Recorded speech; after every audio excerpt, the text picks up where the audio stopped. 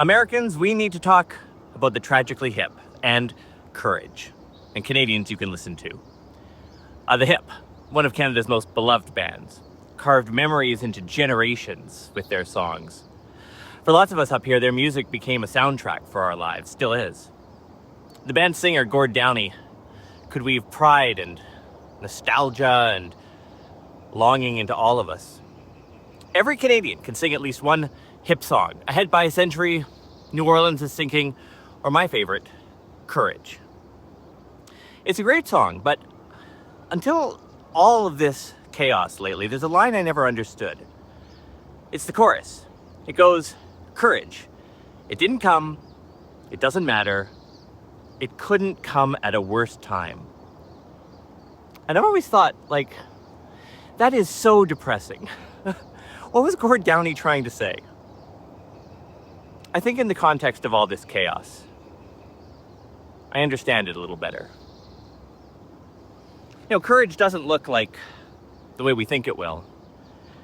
In the movies, it comes with a fanfare and a parade after, it's stitched onto flags and shouted from podiums. Maybe when it's the worst time.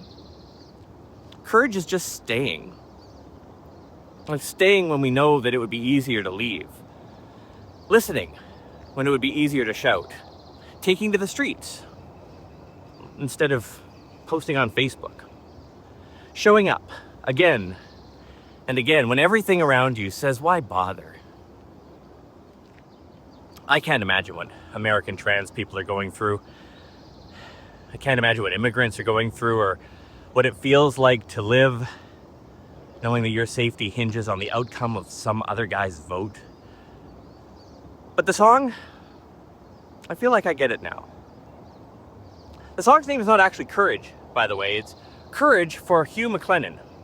MacLennan wasn't a war hero or a political giant. He was a guy that wrote novels about Canada when people said that it was pointless. Canada was too small, too quiet, no one would care. Gord Downie, as the story goes, was on tour and he was reading one of MacLennan's novels, The Watch That Ends the Night, which is about a lot of things, but mostly something I think we all feel right now. The weight of carrying on when there's no clear path. He wrote it in the worst time, after his wife died.